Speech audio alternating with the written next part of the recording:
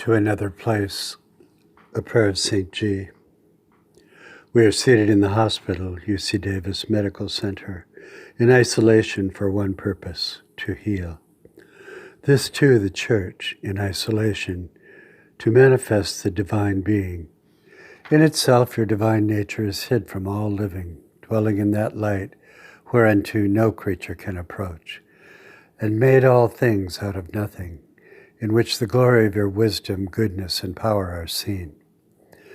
The person of Christ is the foundation of this new creation, eternally generated by the Father, and he is not the effect of the divine wisdom and power of God, but the essential wisdom and power of God himself. Your conception is above all miracles, a mystery, so far above the order of all creation or providence, wholly transcending the sphere of them. Infinite wisdom condescending to us in grace, which is the very person of Christ.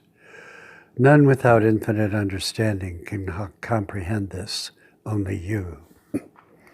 Perhaps we do not apprehend the extraordinary great difference between God and man, this bridged by the Son of God of both natures. By him creation made, the blessed angels exalted, Satan and his works ruined, mankind recovered from our dismal apostasy, all things made new, all things in heaven and earth reconciled, and gathered to your kingship.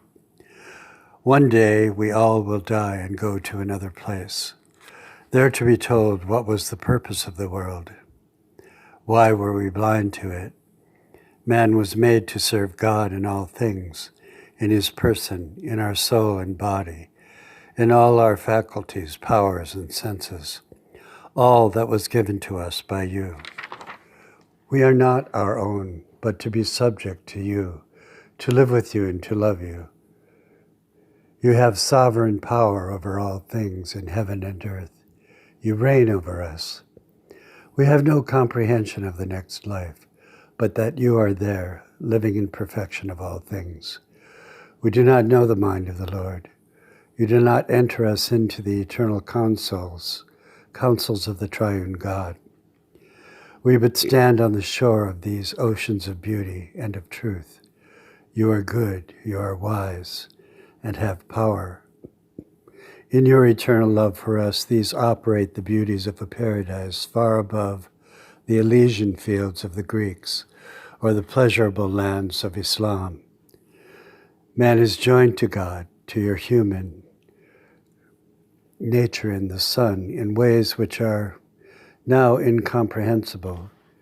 In this, the divine nature knows all things, upholds all things, rules all things, and is not made temporary, finite, united, subject to passion or alteration by this union.